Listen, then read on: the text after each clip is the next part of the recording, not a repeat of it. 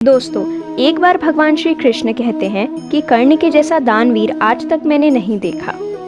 कर्ण की यह प्रशंसा सुनकर अर्जुन थोड़े रुष्ट हो जाते हैं और कहते हैं कि मेरे भाई युधिष्ठिर भी दान पुण्य करते हैं, जिन्होंने खांडव प्रस्थ का राजकोष गरीबों के लिए ही खोल दिया, और इसलिए मैं मानता हूँ कि कर्ण से भी बड़े दानी महाराज युधिष्ठिर हैं।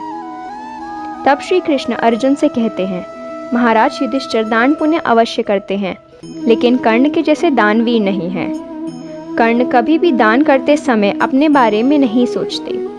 और फिर अर्जुन के मन के संशय को दूर करने के लिए दोनों की परीक्षा कृष्ण लेने की सोचते हैं। और तभी श्री कृष्ण मुस्कुराते हैं और कहते हैं कि चलो दोनों की परीक्षा ले लेते हैं, इससे तुम्हें भी पता चल जाएगा कि कौन वास्तव में कितना महादानी है। उस समय बहुत तेज बारिश हो रही थी।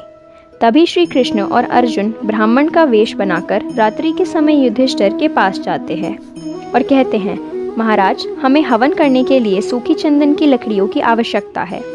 यह सुनकर युधिष्ठिर तुरंत अपने सेवकों से यज्ञशाला के भंडार कोष से चंदन की लकड़ी लाने को कहते हैं।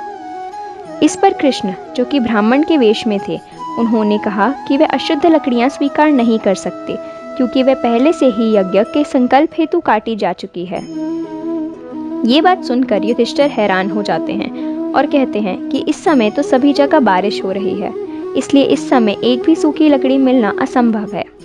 अगर आप चाहते हैं तो मैं आपको चंदन की लकड़ी की जगह स्वर्ण मुद्राएं दे सकता हूँ। इस पर कृष्ण ने कहा कि उन्हें स्वर्ण मुद्राएं नहीं, केवल चंदन की सूखी लकड़ियां ही चाहिए।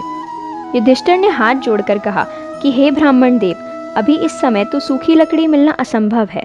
कृपया आज रात मेरा आतिथ्य स्वीकार करें। कल सुबह वर्षा रुकते ही मैं आपको चंदन की लकड़ी उपलब्ध करवा दूंगा। इस पर कृष्ण ने कहा कि वे सनातन ब्राह्मण हैं और इसलिए वे किसी का आतिथ्य स्वीकार नहीं कर सकते। अब युधिष्ठिर बड़े धर्म संकट में पड़ गए। अब करे तो क्या करे? कोई और उपाय न जानकर युधिष्ठिर ने उनके पांव पकड़ लिए और उदास स्वर में कहा कि इस स्थिति में वे उन्हें दान देने में असमर्थ हैं, अतः कृपया उन्हें क्षमा करें। कृष्ण ने युधिष्ठिर को चिंतित ना होने को कहा और आशीर्वाद देकर अर्जुन के साथ वहां से चले गए। अपने ज्येष्ठ भ्राता को इतना चिंतित देखकर अर्जुन ने बड़े उदास मन से कहा, हे कृष्ण, क्या धर्मराज युधिष्ठिर को इतना अपमानित करना आवश्यक था? तभी कृष्ण ने कहा कि उन्होंने युधिष्ठिर को अपमानित नहीं किया, बल्कि केवल उनसे दान मांगा था। इस पर अर्जुन ने कहा कि हे माधव, जब चारों तरफ वर्षा हो रही हो तो कोई किस प्रकार सूखी लकड़ियों का दान दे सकता है? इस पर कृष्ण ने कहा कि चलो कर्ण के पास चलते हैं। लंबी यात्रा के बाद वे अंग देश पहुंचे और श्री कृष्ण की माया से वहां भी तेज वर्षा होने लगी। उसी स्थिति में ब्राह्मण वेश में कृष्ण और अर्जुन कर्ण से मिलने उसके महल पहुंचे। जैसे ही कर्ण को पता चला कि दो ब्राह्मण दान की आशा से उसके द्वार पर खड़े हैं, वे देर ना करते हुए उनसे मिलने बाहर आए। उन्होंने दोनों को प्रणाम कर कहा कि हे ब्राह्मण देव, ये मेरा सौभाग्य है कि इतनी तेज बारिश में भी आपने मुझे दान देने योग्य समझकर मेरा सम्मान बढ़ा दिया। कृपया आज्ञा दीजिए कि आप किस चीज़ की इच्छा से यहाँ आए हैं।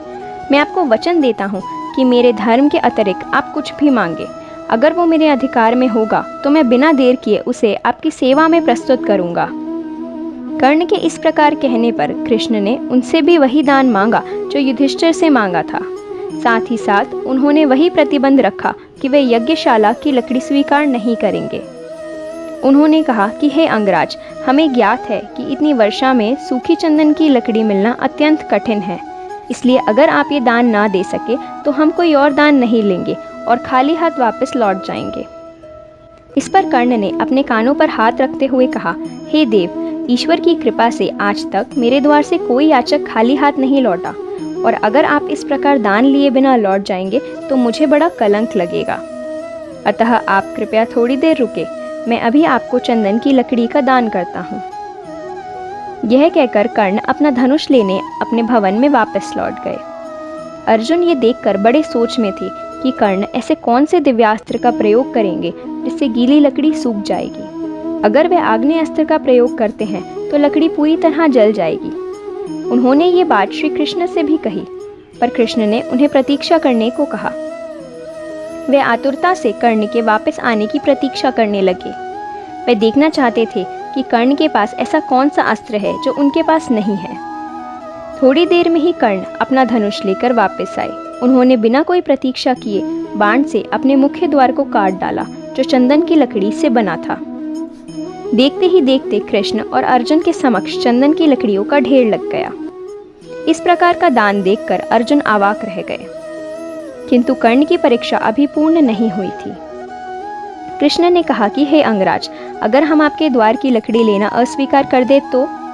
कर्ण ने बिना हिचक अपनी शैया, जो चंदन की लकड़ी की ही बनी थी, उसके टुकड़े कर कृष्ण के सामने लकड़ियों का दूसरा ढेर लगा दिया।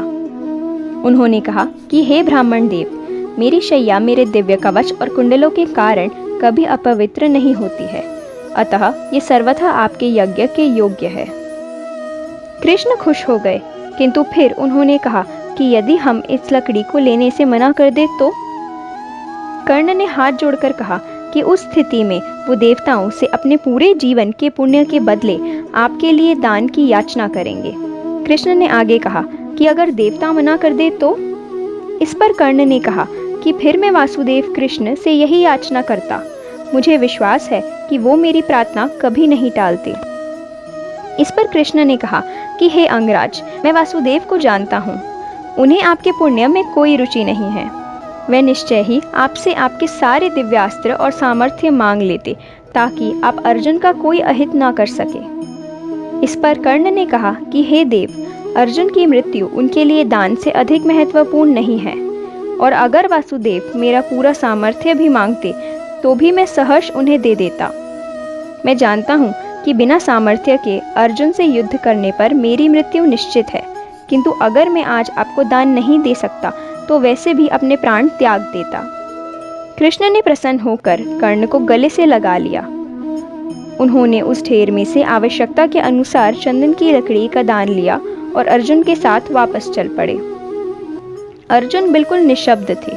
उन्हें इस प्रकार चुप देखकर कृष्ण ने कहा कि हे अर्जुन, इसी कारण मैं कर्ण को महादानी कहता हूँ। सम्राट युधिष्ठिर के द्वार एवं शैया भी चंदन की लकड़ियों से बने हैं, किंतु उन्हें इसका ध्यान नहीं आया। युधिष्ठिर के दानवीर होने में मुझे संदेह नहीं है, किंतु कर्ण स्वभाव से ही उदार हैं और दानवीरता उसके रक्त में बहती है। जिस कर्ण के जीवन का एकमात्र लक्ष्य तुम्हारा वध करना है, वो बिना किसी संकोच के उसे भी दान में देने के लिए तैयार है। अर्जुन ने रुंधे स्वर में कहा, हे कृष्ण, आज मैं भी ये स्वीकार करता हूँ कि कर्ण जैसा दानी आज पूरे विश्व में कोई नहीं है। फिर अर्जुन ने पूछा कि इस एक मन लकड़ी का किस प्रकार उपयोग करना चाहिए।